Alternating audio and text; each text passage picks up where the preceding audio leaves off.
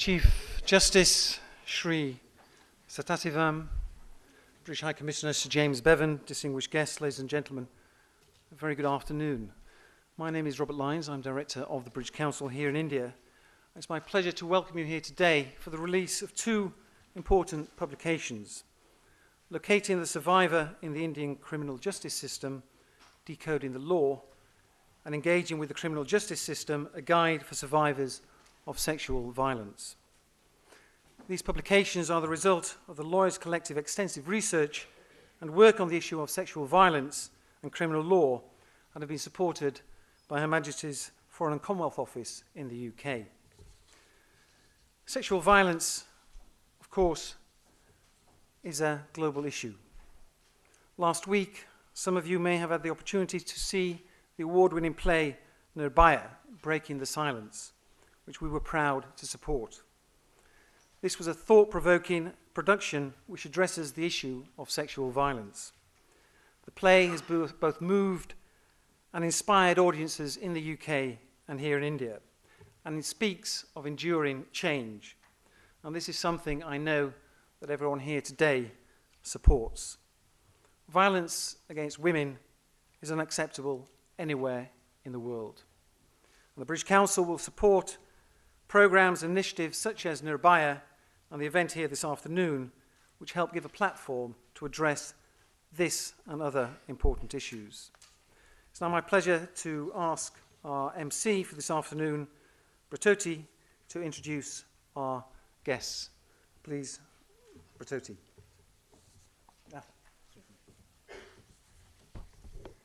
Thank you, Mr. Lyons.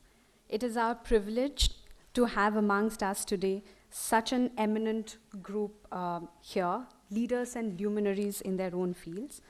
We have with us Ms. Indira Jaising. Ms. Jaising is the first woman Additional Solicitor General of India. She has been elected to the United Nations Committee on Elimination of Discrimination Against Women. Ms. Jaising has fought several landmark cases focusing on human rights and upholding the rights of women.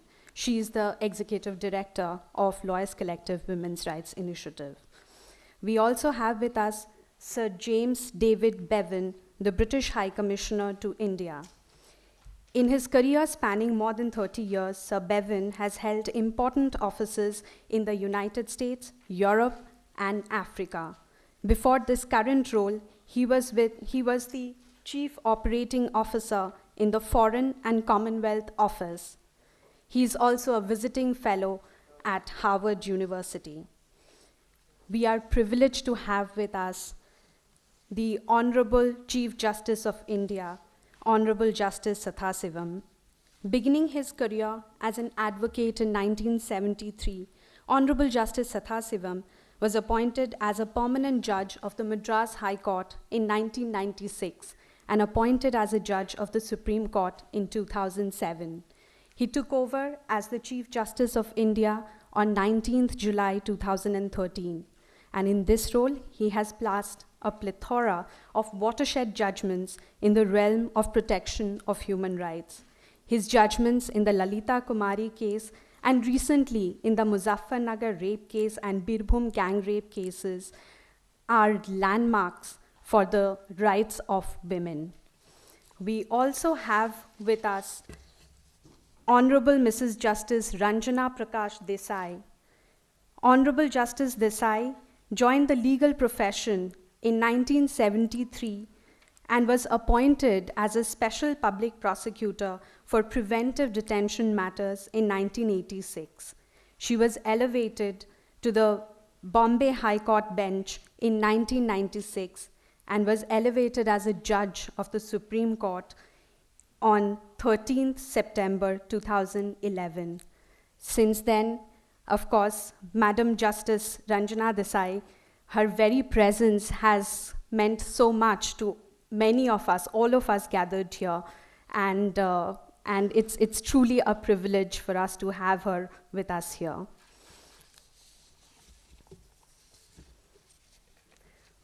With this, may I now request Ms. Indira Jaising, the Additional Solicitor General of India, to come here and give the opening remarks.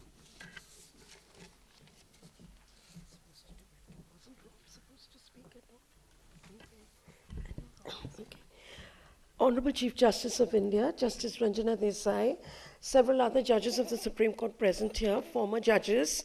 I don't wish to be formal because in this audience I can see people like Murli Bhandari who have taught me when I was a first-year law college student. I can also see in this room people like Ranjana Desai, sorry madam to refer to you by your first name, with whom I have appeared with her and against her at the bar.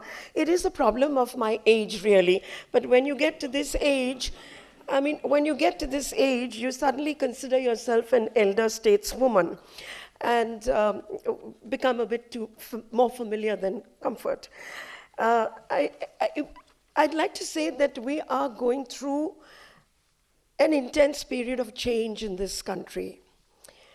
The change is partly political. We all know that we are in the midst of election campaigning, and before the month of May is out, there will be a new government sworn into this country. There is also change for me personally because there is a tradition, sir, that law officers tender their resignation as soon as the new government comes in. There is change which happened on the 16th of December 2012 when the ghastly gang rape of a young girl took place, and it is my belief that this country will never be the same again after that incident. The number of people we saw out on the street has changed the consciousness of each and every single Indian citizen, and I have reason to believe that it has changed the conscience of people all across the world, not just in India. The point of saying this is that sexual violence is a global phenomenon. There's nothing new about it. There's also nothing new about what happened to Nirbhay. But what is new is the kind of response that we got from civil society.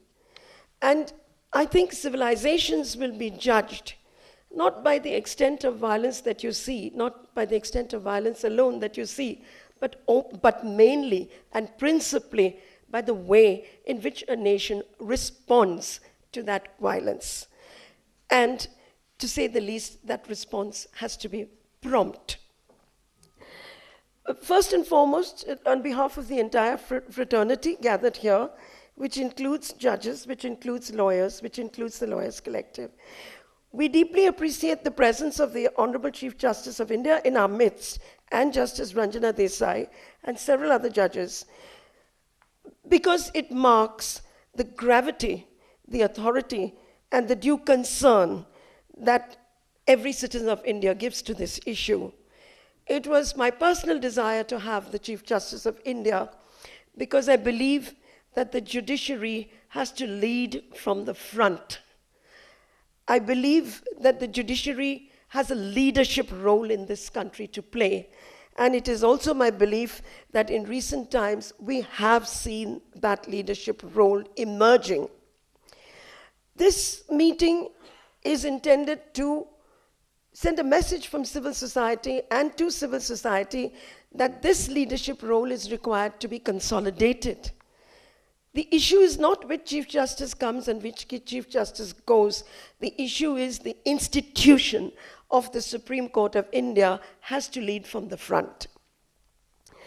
I would like to share with the Honorable Chief Justice and Justice Ranjana Desai that having witnessed over the last 4 decades, almost since 1980, major legislative changes, the first of them came after the Tukaram case in the Supreme Court of India, which led to legislation.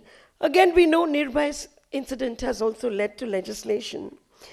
However, it is clear to me, after observing the last few decades, that our challenges are not mandating change, but going beyond the mandates and the statutes and getting it grounded before and within the system and, of course, among the survivors. We are gathered here today not for on our own behalf, but on behalf of those who are at the receiving end of sexual violence. And hopefully these publications, about which I will say a few words, are addressed to them. And it is It is the need to build not just law, not just statutes, but an ecosystem around these laws which will support the survivors. And it is my personal belief that it is not enough for us to either legislate or to deliver judgments. It is also a mandatory duty to ensure that people actually come forward and use this law. We have often been told, what can we do? Women don't come forward and complain. My answer to that is, where is the ecosystem which allows them to complain? Is it not our duty to create that ecosystem? And I believe that is also the duty of the judiciary and the legal profession. We are at one level very heartened by the fact that far more reporting of rape is happening. Sir, this is due largely to the introduction of provisions in the Indian Penal Code making it an offense not to register an FIR. And so we have seen an exponential jump in the recording of FIRs for sexual violence in the year 2013. After April 2013, when the statute came into force, there has been a huge increase in the recording of FIRs. Our challenge, however, is to see that these lead to their logical conclusion, which obviously results in either conviction or acquittal. It is not my suggestion here that every person who stands accused of sexual violence is guilty. That is, sir, in your hands. That's for the law to decide. But it is my suggestion that we are all entitled to our day in court and entitled to it expeditiously. It has become the rule, not that we want what happened, the judgment in the Nirbhaya case, to be the rule and not the exception to the rule. I know that symbols can be inspiring, but I think we have to go beyond symbols and make sure that everyone does receive the same degree of attention, the same degree of support, and the same degree of expeditious justice. I think Dayan Krishnan is here with us. He was special prosecutor for that case, and we applaud the work that he's done, but we would like the same assistance to be extended to every single survivor of rape. We do not wish to overstress the fact that rates of conviction are low. That, for me, is not the test of the success of a law. For me, the test of the success of the law is to what extent does the survivor take ownership of that law? To what extent are we in a position to make courts friendly to them?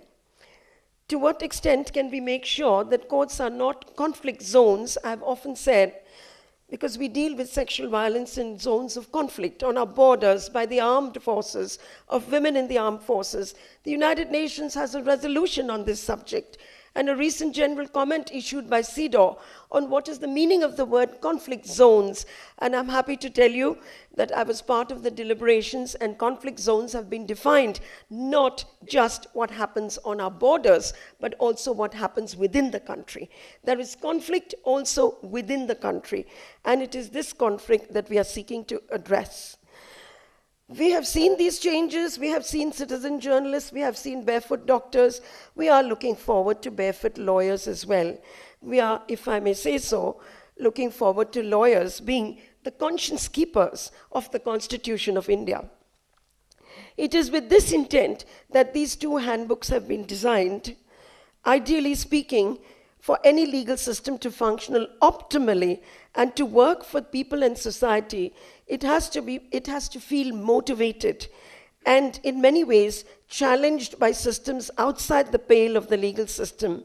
And unless there is synergy within and outside the legal system, we will find ourselves ending up in small skirmishes rather than winning the war. So, if I may return to these handbooks, are they a measure of awareness raising? Yes, there's nothing wrong with awareness raising.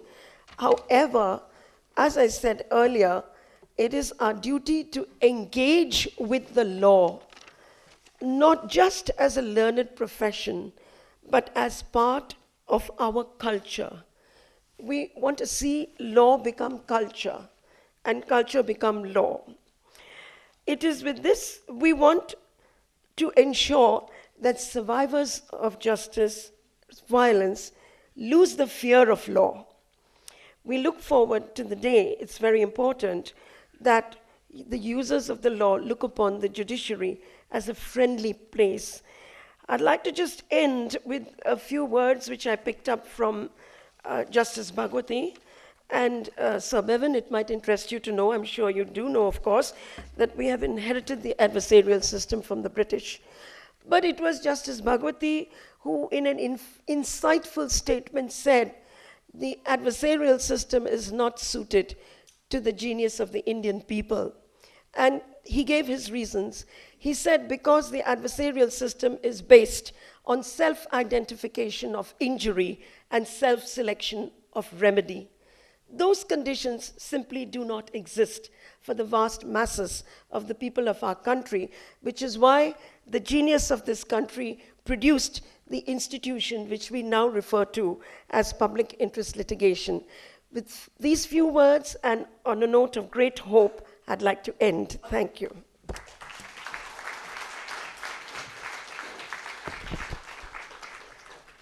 Thank you, Ms. Jessing, for your inspiring speech as always. Now, before I invite Sir Bevan to address the guests, we'll have a small presentation of bouquets. May I request Mr. Linus to hand over the bouquet to the Chief Justice, to the Honorable Chief Justice of India, Mr. Lyons.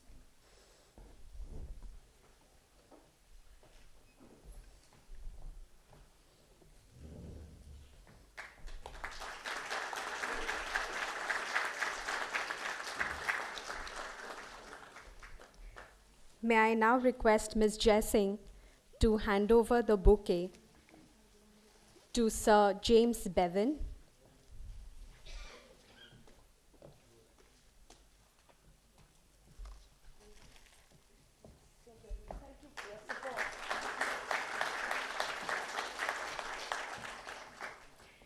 May I request Ms. Jessing again to hand over the bouquet to Madam Justice Ranjana Desai.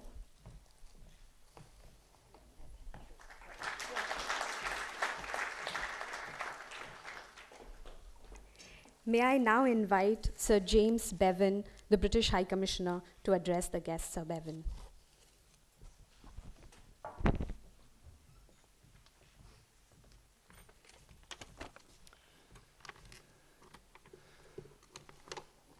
Honourable Chief Justice Sathasivam, Honourable Justice Ms. Desai, Honourable Additional Solicitor General Ms. Jai Singh, other very distinguished guests, friends and colleagues. I'm here this afternoon to show my personal support and that of the British government for your efforts and those of campaigners everywhere to prevent violence against half the world, to prevent violence against women. Sexual violence is a global pandemic. The official statistics say that 1 in 3 women suffer violence or sexual abuse at some time in their lives. Personally, I suspect that the real figure is much higher than that. This is a very personal issue for me. I have 3 daughters, of whom I am extremely proud and protective. I have spent most of my adult life working in the developing world, and in doing so, I think the biggest thing that I've learnt in the last 30 years is that the key to successful development, not just of a country but of the world, can be summarized in 2 words, which are empower women. And as well as being personal for me, this is very important for the government that I'm here in India to represent. The British government works around the world to fight discrimination and to fight violence against women. In 2012, my Foreign Minister, William Hague, launched a new global initiative, which you may have read about, designed to prevent sexual violence. This aims in particular to boost the capacity of countries, of institutions, and of communities to stop sexual violence, to support the survivors, and to end impunity for the perpetrators. We in Britain are proud of that initiative, and we're proud that it has gathered momentum and is now becoming an important international project. India, as all of you know, faces its own challenges in tackling violence and discrimination against women. Before I came here this afternoon, I spent some time reading the annual report which the World Economic Forum does on equality of women and men around the world. You may know this, the World Economic Forum produces this report once a year. The report compares the situation for women in different countries. It looks at women's participation in the economy, in politics, in education, and it looks at health and survival rates for women compared to men. And then it produces a ranking of equality or inequality according to country. And the latest Global Gender Report, which was published last year, covers 136 countries. At the top of the rankings, in terms of the country where there is the greatest of all equality for women, is Iceland. India is ranked at number 101 out of a list of 136 countries. And in terms of female health and survival, which measures sex ratios and healthy life expectancy, I'm afraid that India ranks even lower on that report. The report ranked India there 135 out of 136 countries. That said, I don't think there's anyone who would seriously contest that Indian women and girls face huge challenges today. You know these problems far better than I do. But nor, I think, would anybody contest that India has made really significant progress in tackling those problems. And today I want to commend all of those brave individuals who have led the way in making that progress. I want to commend the politicians, I want to commend the bureaucrats, I want to commend people working in the central government here in Delhi, I want to commend brave people working in the state governments around this country. I want to commend in particular the judges and the lawyers and the members of the legal profession who are represented here today, parliamentarians, police, activists, NGOs, students and civil society. Every single one of those people and of those institutions have done something important to help advance the cause of women here in India. And many of the people who played the biggest of all role in making the progress that India has made in the rights of women are in this room today. And I salute every one of you. But many more of the people who have made that contribution are not with us in this room. Indeed, many of the most important people in the struggle for women's rights will never be known and will never be recognized, because they are the ordinary people at local level, sometimes men as well as women, who are striving on a daily basis to make the world a better place by improving the lot of women and girls. And today I salute them too. The American writer Alice Walker once said that the most common way that people give up their power is by thinking that they don't have any.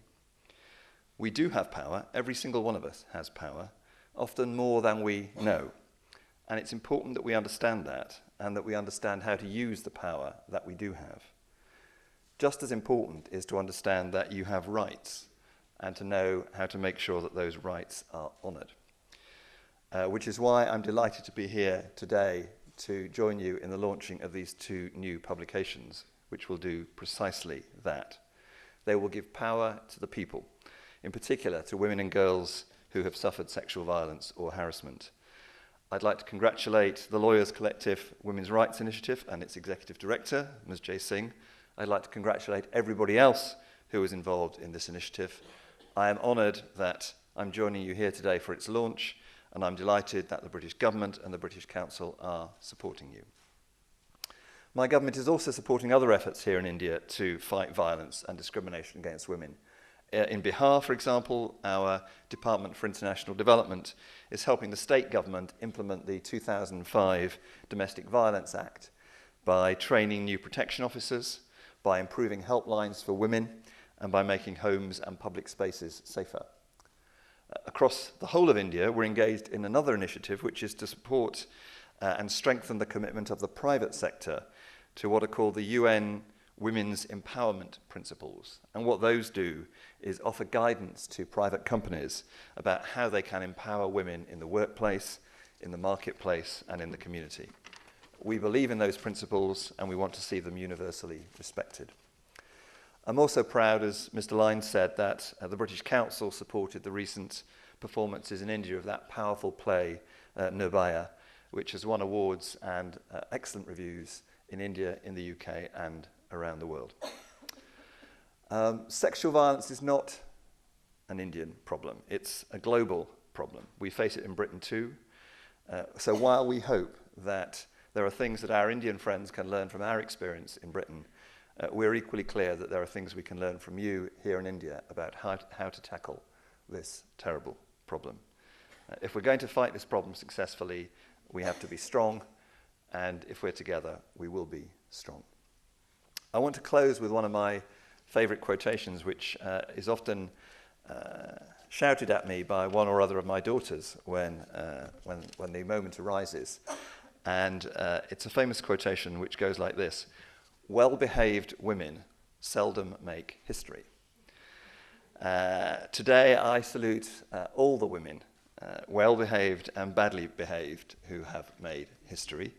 I encourage every single one of you to keep on behaving badly and to keep on making history. Thank you.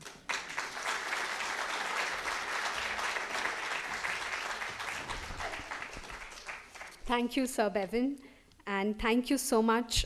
Your support to Lawyers Collective's work has been invaluable to us. I would now like to invite the Honorable Chief Justice of the Supreme Court of India to release the publications Locating the Survivor in the Indian Criminal Justice System, Decoding the Law, and Frequently Asked Questions. May I also request Sir Bevan, Madam Justice Ranjana Desai, and Mr. Lyons and Ms. Jaising to join. May I request Eklavya to hand over the first book. This is the publication Locating the Survivor in the Indian Criminal Justice System, Decoding the Law.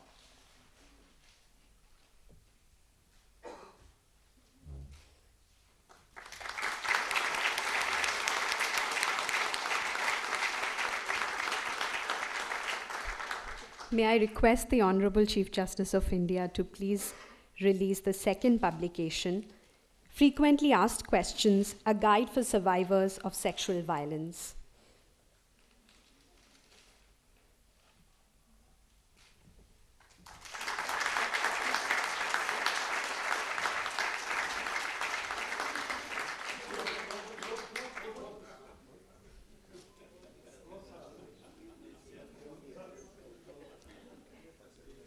Copies of the publications are available at the registration counter and have been shared with you.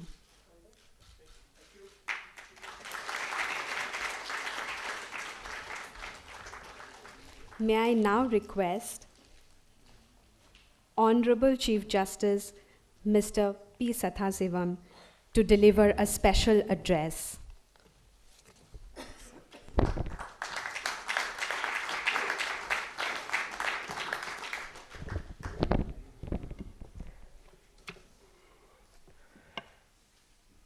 Mr. James Bevan, the High Commissioner to India, Justice Ranjana Desai, my sister judge, Indra Jaising, woman behind this function and several activities, my brother judges, former judges, judges of the Delhi High Court, Mr. Fali Nariman, Mr. Bandari, ladies and gentlemen, particularly my friends in media. At the outset, I extend my warm felicitation to all the luminaries present here in this August gathering. It gives me great pleasure in releasing these two books titled Locating the Survivor in the Indian Criminal Justice System, Decoding the Law, and Engaging with the Criminal Justice System, a guide for survivors of sexual violence, compiled by the Lawyers Collective Women's Rights Initiative Organization. The release of the publication is timelier than ever before. Rights are the most cherished, enduring assets of each individual.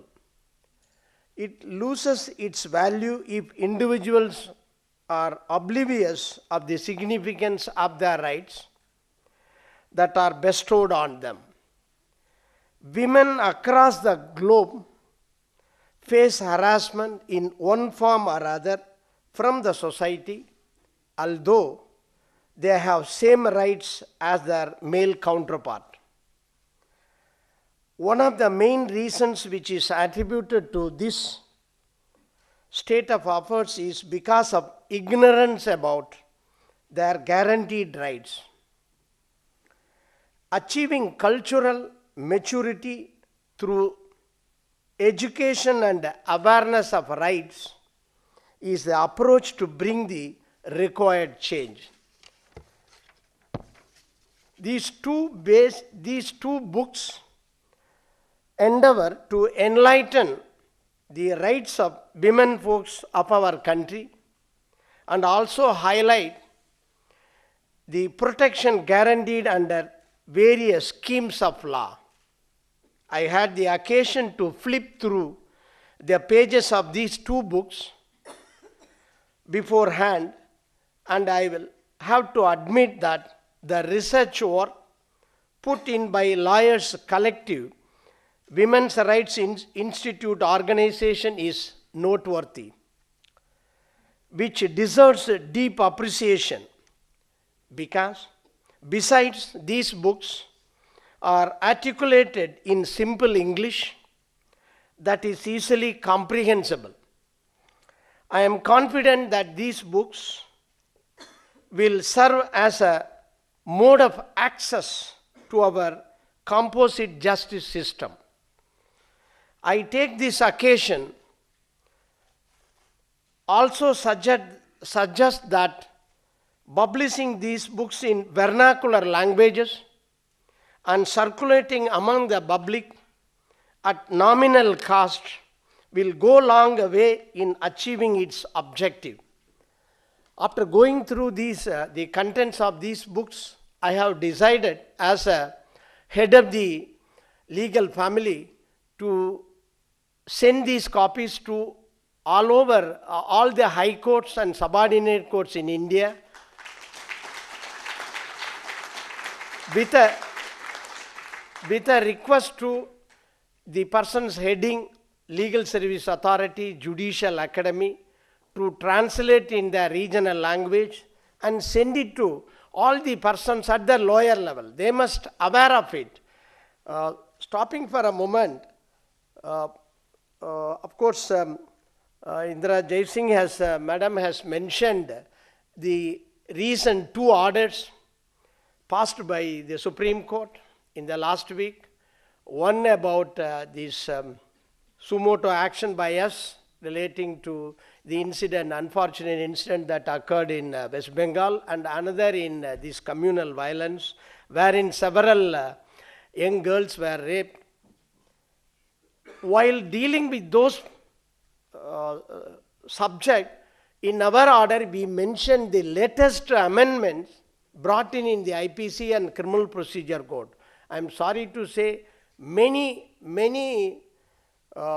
our media friends, maybe because of the trend, this being electioneering, I am sorry to say when they give importance to our cinemas and cricket match, this judgment was not noticed. They published only here and there. We highlighted one aspect. Many of our countrymen, I asked, after this judgment, I asked whether you are aware of this. They said no. after the recent amendment, of course that is in 2013, now the rape victims are entitled not only first aid and treatment free of cost, not only in government hospitals, central, government, municipal, but also in private hospitals.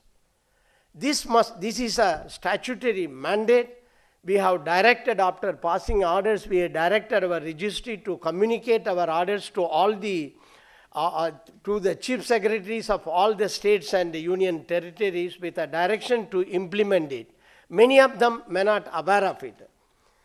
An analysis of National Crime Records Bureau data for 2010 to 2012 shows that the rate of conviction for all Indian Penal Code crimes against women has declined.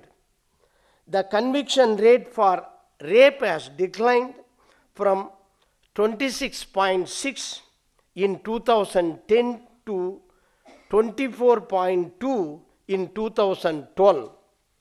For molestation, from 29.7 to 24 in the same period.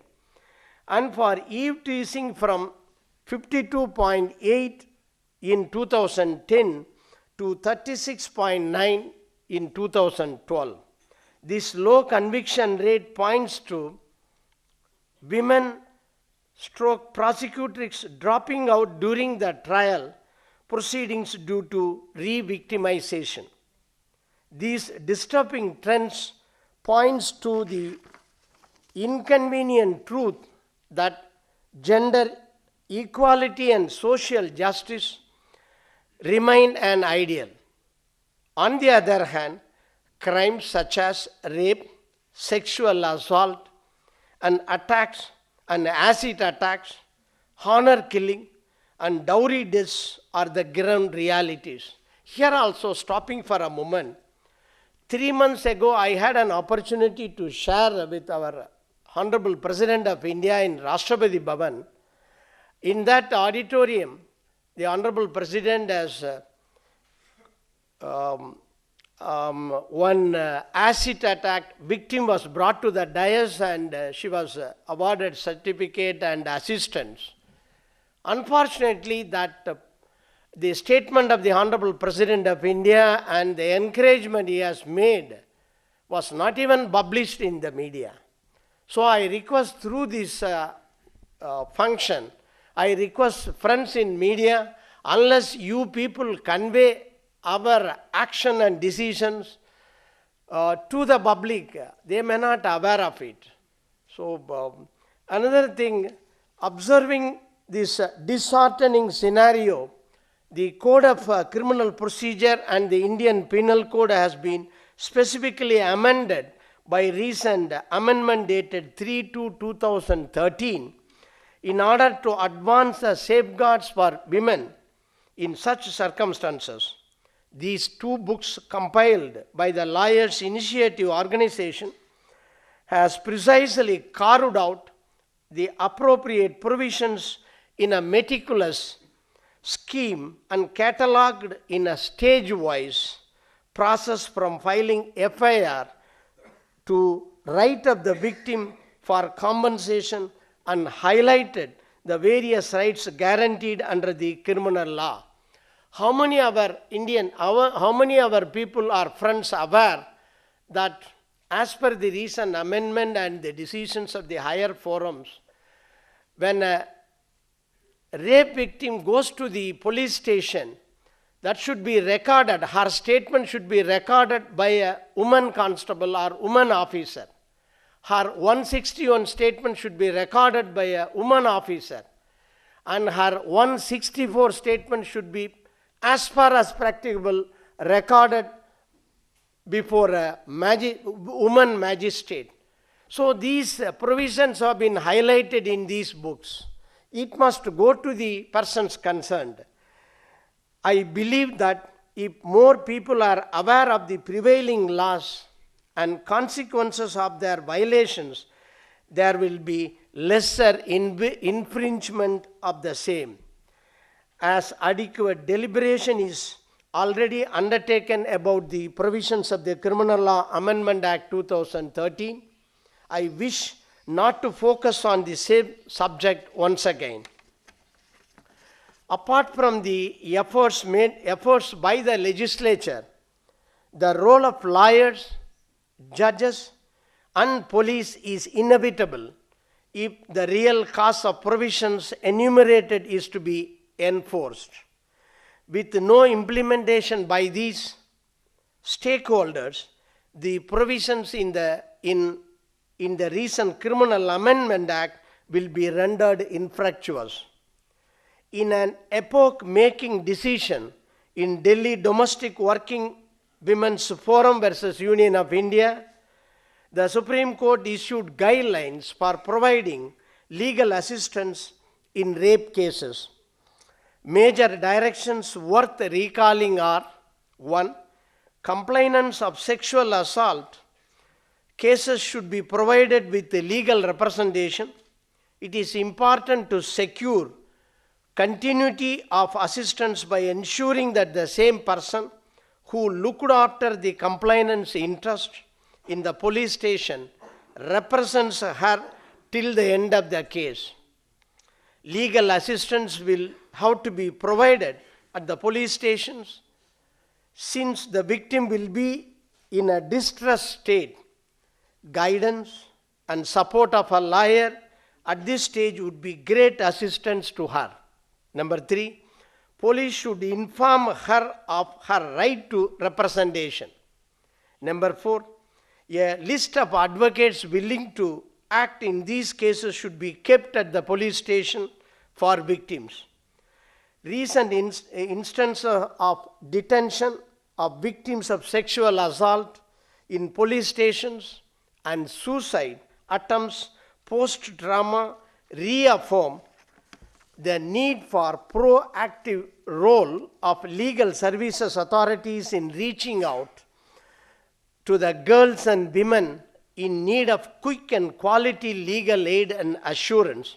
Stopping for a moment, through the Legal Services Authority, we have recently inaugurated and created legal clinic in each village, manned by legally trained persons or at least persons aware of certain basic rights.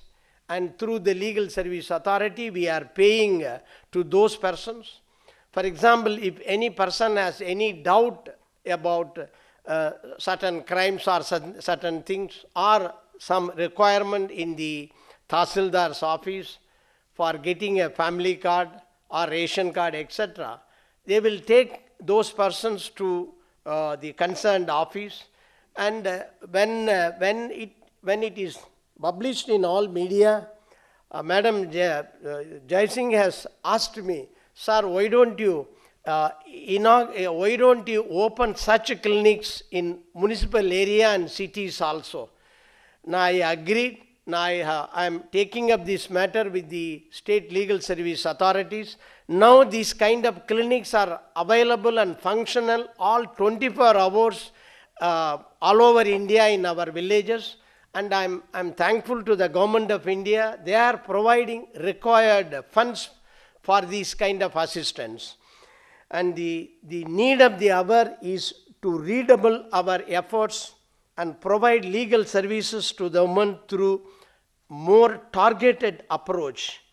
Every state legal services authorities must undertake this task by reaching out to women in despair. This will be a great challenge owing to various obstacles, but it is also an opportunity which requires creative solutions and better coordination among legal professionals, NGOs, and state legal services authorities. I am going to highlight the certain details about role of courts. Apart from the state legal service authorities, the judiciary, being the institution providing legal services, has a critical role in safeguarding rights of the victim. It is my firm belief that courts and judges throughout India must continue to play a progressive, dynamic, creative, proactive role for social, economic, cultural transformation.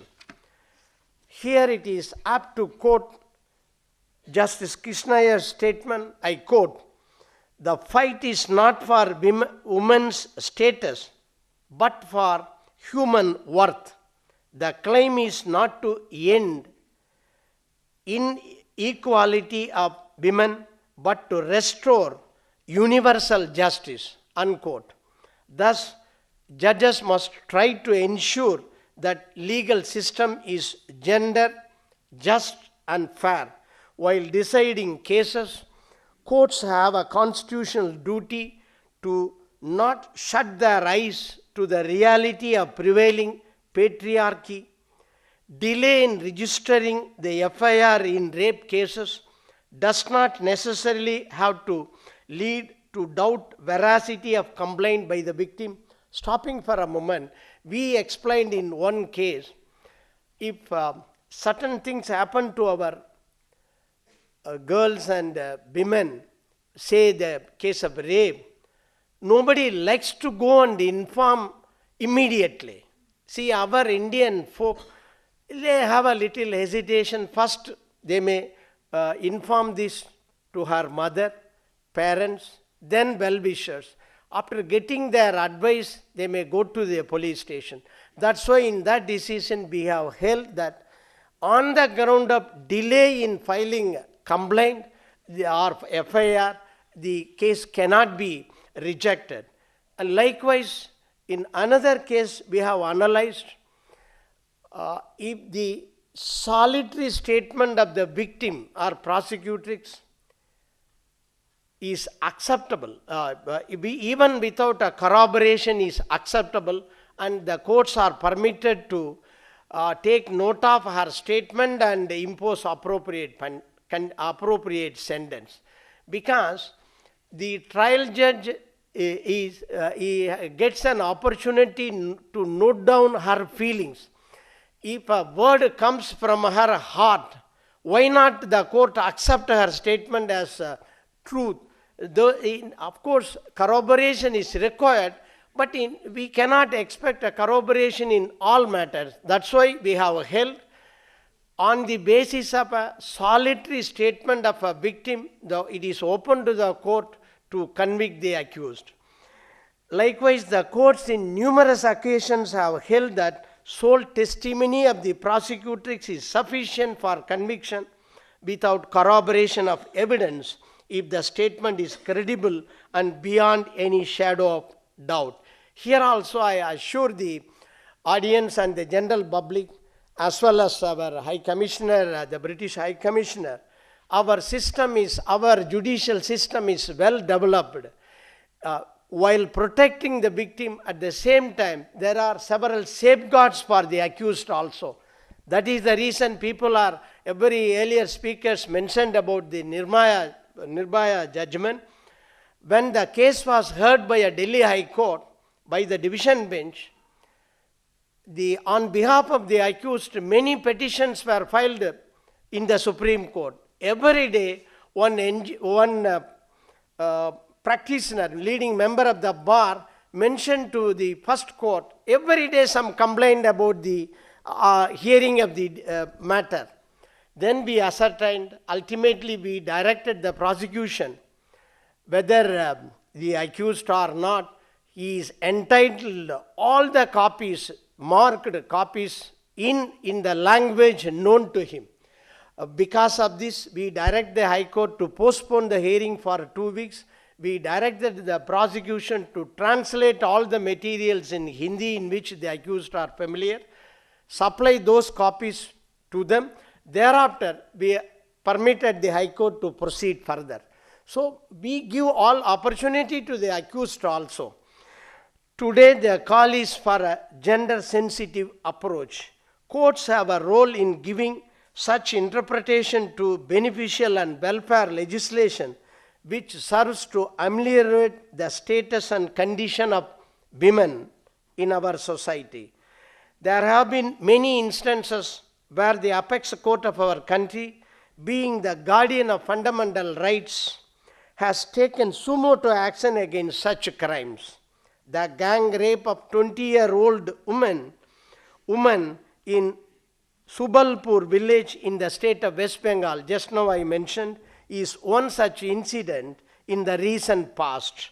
When this incident was published in the in the Economic Times, my learned brother Justice Chauhan, before going to the lounge, he brought to my notice. Immediately on the same day, we issued a notice. This case was an incident, epitome of aggression against women, wherein young girl was gang raped on the, on the orders of community panchayat as the punishment for having a relationship with a man from a different community. As absurd as it may sound, but that is the reality in our contemporary society. The courts are required to be more vigilant and sensitive to such crimes and issue suitable orders at appropriate time for safeguarding the interest of women in our society. Likewise, aggression against women in riot cases in another recurring crime which the concerned state governments must take it seriously, should take the necessary steps for prevention. Here, the earlier speaker has mentioned about the Muzaffarnagar incident in which it was brought to our notice about 8 or 9 victims brought to our notice, and we issued several directions. We directed the police authorities to arrest the real accused and highlighted the latest provisions for taking appropriate action. Another vital aspect wherein the courts exercise its discretionary powers is at the stage of awarding compensation to the victim of the crime. It is true no compensation can be adequate, nor can it be any respite for the victim. But if the state fails in protecting such a serious violation of victims' fundamental right, the state is duty-bound to provide compensation which may help in the victim's rehabilitation. The humiliation or the reputation that is snuffed out cannot be recompensated, but then monetary compensation will at least provide some solace. Thus, the courts must take into account all these aspects before awarding appropriate compensation. The difficult task before courts is to harmonize gender equality with gender differentiation in order to ensure gender justice in its truest sense. This requires careful balancing and must depend on the facts and circumstances of each case. Then I want to say something about role of legal professionals. While the legislature and courts continue their efforts to address new challenges emerging from changing dynamics of our social fabric, the role of legal professionals is foremost in rendering legal services. Lawyers must participate in legal literacy camps, special legal awareness, and offer their time and expertise as legal aid counsels. The role of prosecutors and defense counsel is to assist the judges in arriving at the truth.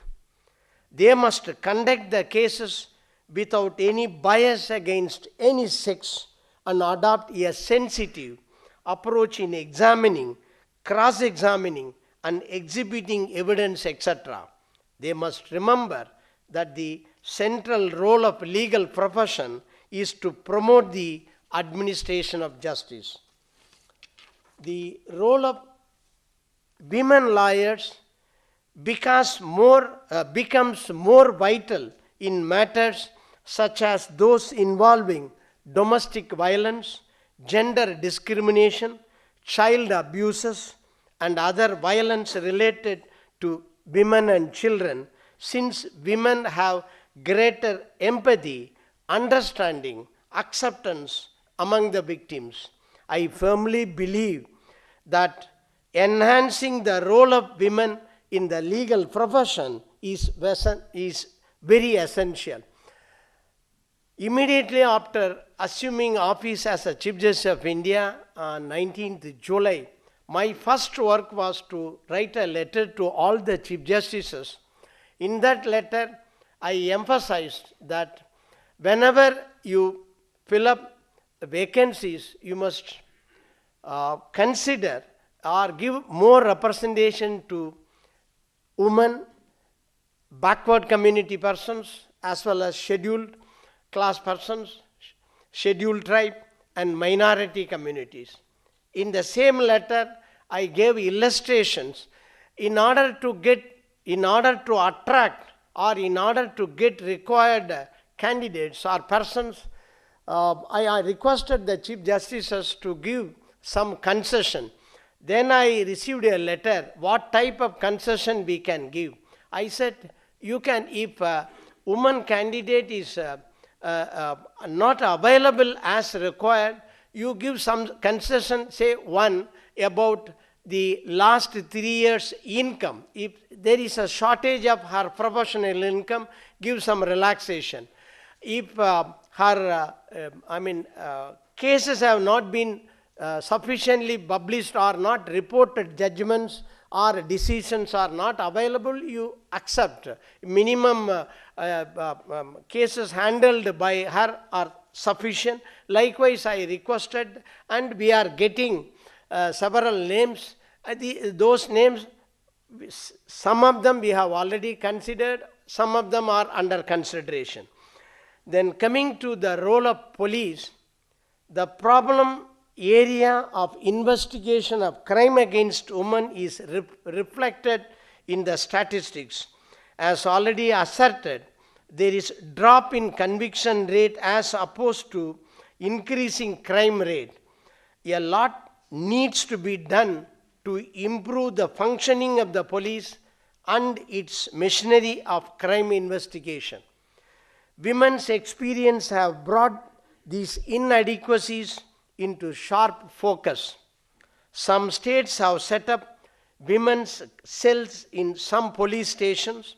I take this occasion to implore upon all states to implement the same at the earliest. Police personnel are the important link between legal aid committees and women victims. They perform dual role of informing the victim of her right to legal aid and further intimate the legal aid committee. Thus, cooperation among them is paramount for rendering effective justice.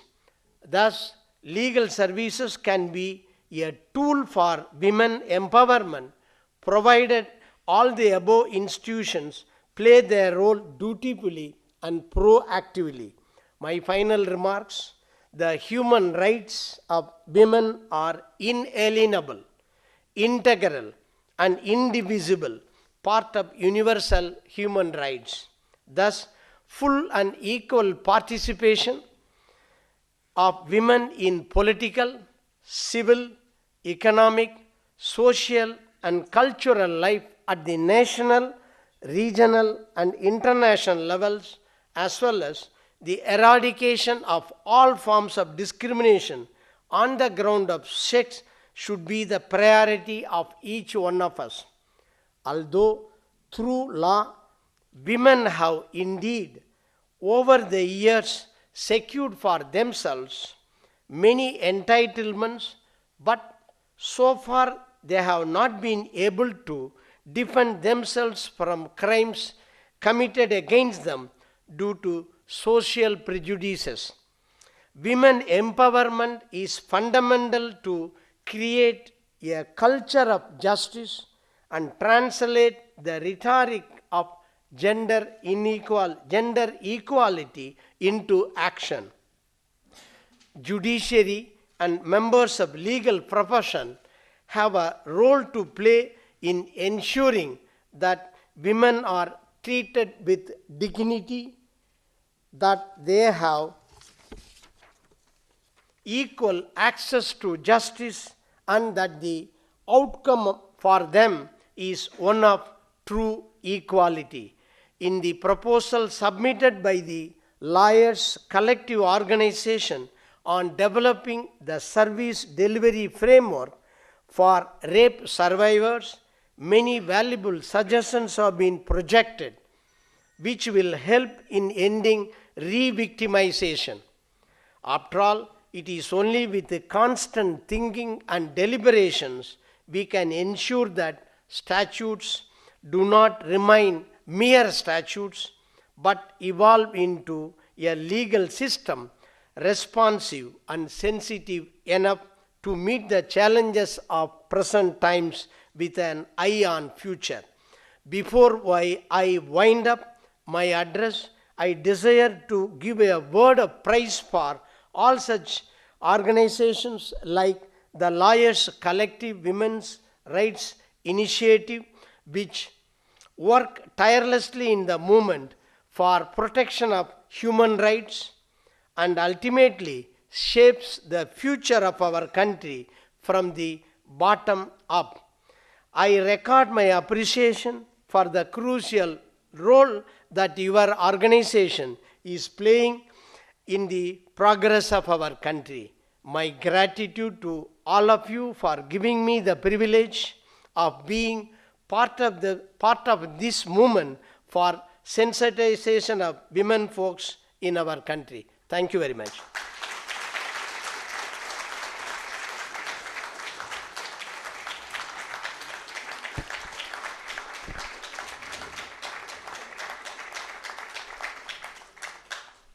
Thank you, Honorable Sir, for your guidance and your continued support to the issue of rights of women, and in particular towards enabling access to justice for survivors.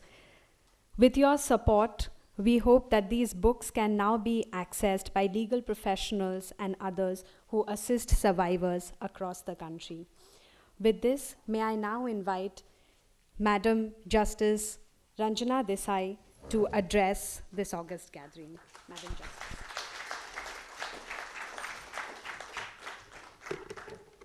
My Lord, the Chief Justice of India, Mr. Justice Sadashivam, my friend Indira, Sir James Bevan, British High Commissioner to India, Mr. Rob Lyons, Director, British Council of India, Senior Counsel, present here, my brother judges, and friends.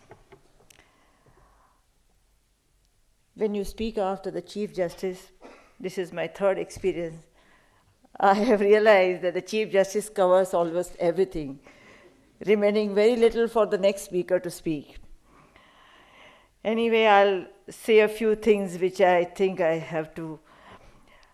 First, I must begin with congratulating Lawyers Collective, particularly Indira, in releasing these two publications on a very vital topic relating to the survivors in the Indian criminal justice system, particular reference on the sexual assault on women.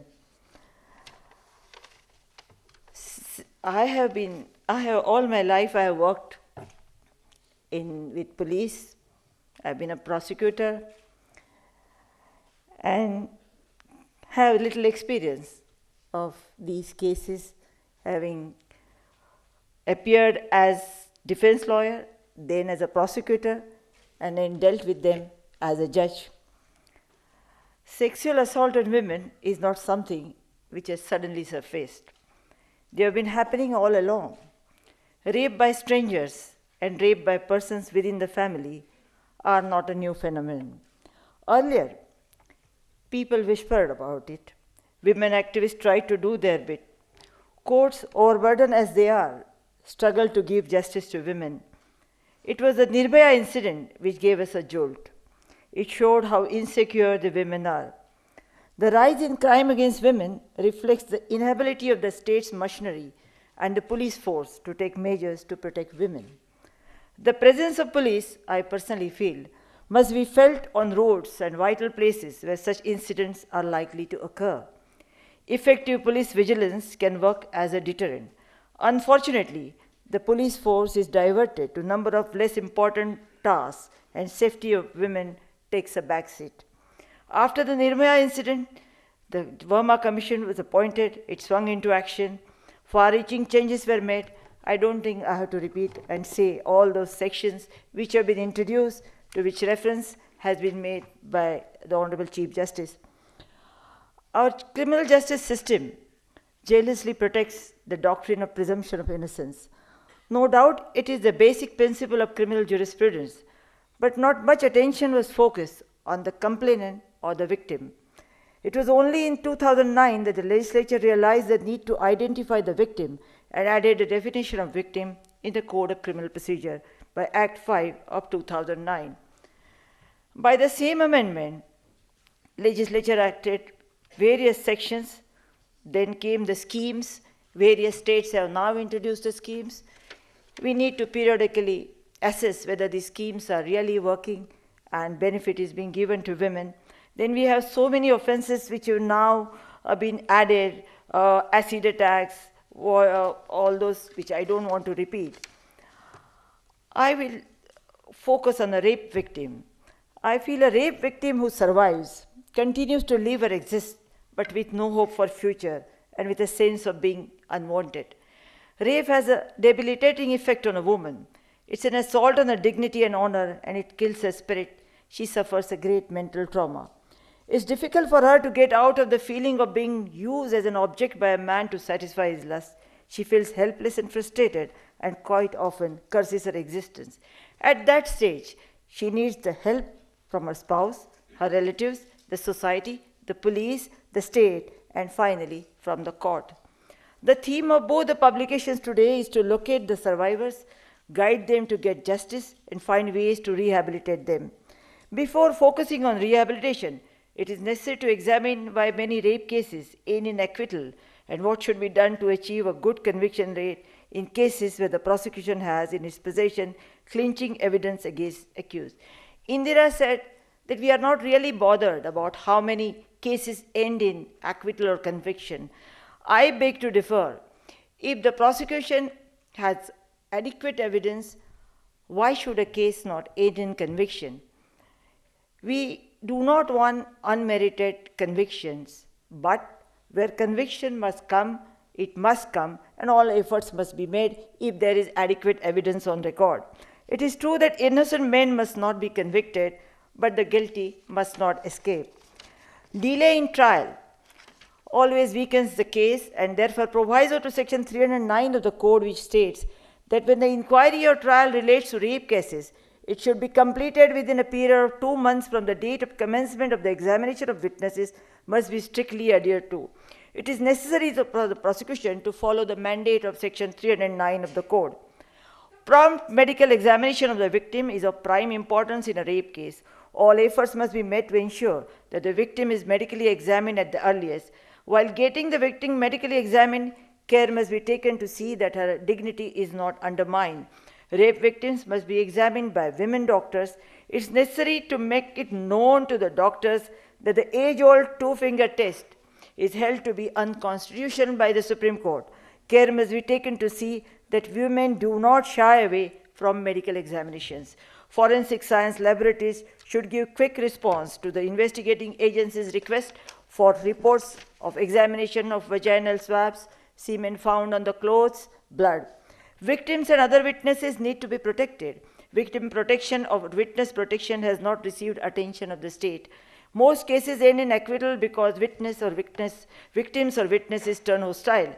It's necessary for the legislature to consider enacting a suitable law to meet the menace of hostile witnesses.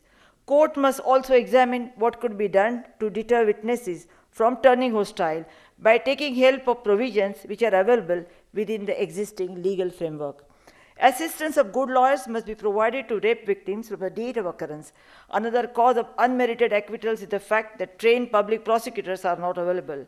In rape cases, the state will have to engage the services of special public prosecutors.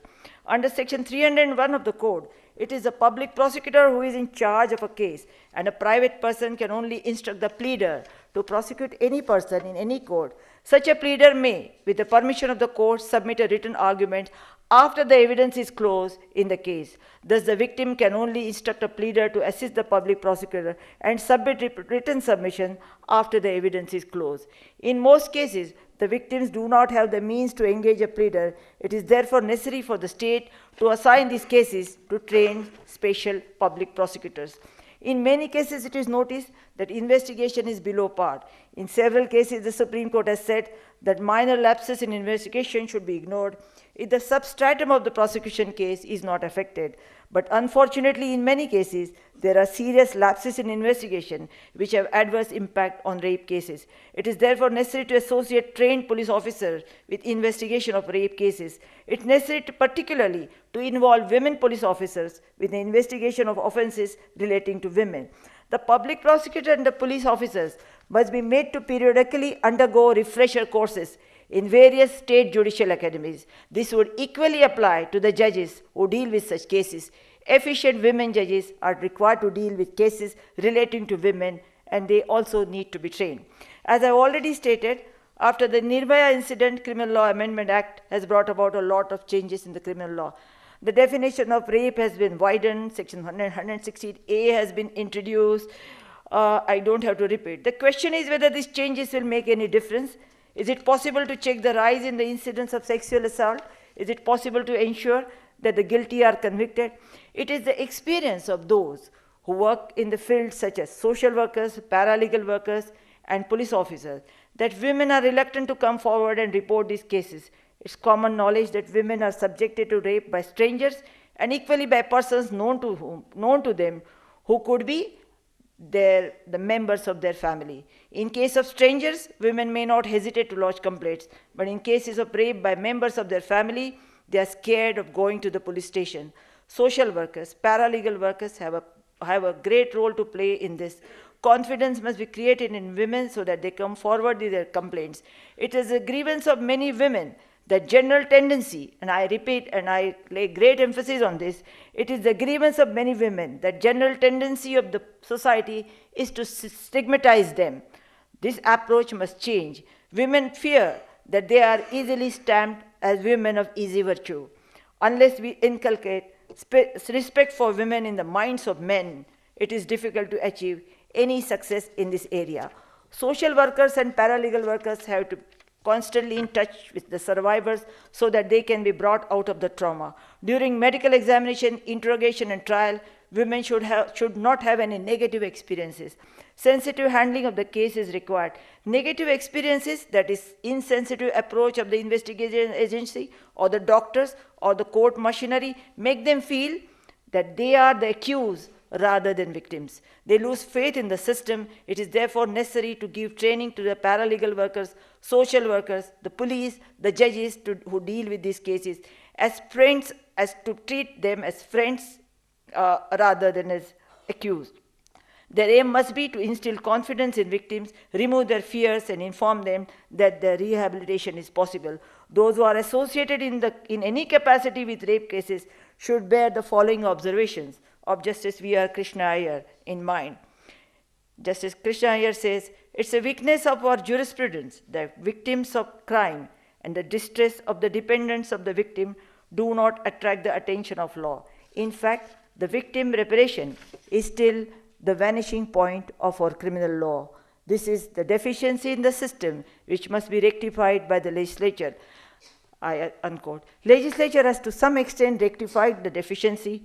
It is for those who are associated with these cases to make use of the new amendments and give relief to survivor. Here a word of caution needs to be sounded. The Supreme Court has held that a prosecutor is like an injured witness. Her evidence can be accepted even without corroboration if found of sterling quality. A judge may look for corroboration only to lend assurance to the prosecutor's evidence. The responsibility of the courts, and we must speak for courts also, has therefore increased. On a mere statement of the prosecutrix, a man can be sentenced to a one can be convicted to a sentence over 7 years, extended to, in some cases, life imprisonment. It is therefore necessary to examine the evidence of the prosecutrix with care and circumspection for fear of doing injustice. We can't lose sight of the fact that on a mere statement of a prosecutrix, a man can be sentenced for life, and therefore we judges must also be very careful while dealing with these cases. Judges in dealing with rape cases must deal with the accused with firm hand if the rape is proved. In several judgments, the Supreme Court has made it clear that no leniency should be shown while handing down punishment. Stress is also laid on adequate compensation to rape victims and their rehabilitation. Finally, I will repeat what I say in all my speeches at the cost of being accused of spouting the same old platitudes. No amount of amendments will give redress to women till the society starts respecting them, treating them as equals, and give them their dues in all walks of life. Women must also realize that they must help themselves and not wait for those who do them lip service. They must educate themselves, they must become self-sufficient. It's only if they are a force to reckon with that they cannot be taken for granted. The survivors must not feel ashamed, for those who assault them are the ones who must hide their faces. The survivors have a great role to play. They must not hesitate to go to the police or to the court. They must educate other women who may fall prey to such assaults. Awareness must be created. Finally, they must realize that their life is precious. Rehabilitation is their right. They must rehabilitate themselves. The modern woman is not helpless. She is not a chattel. She can regain her dignity, her honor, and her self-respect. At the end of this tunnel of darkness, there is light, and those who have courage and desire can easily reach there. I thank the organizers for calling me. Thank you.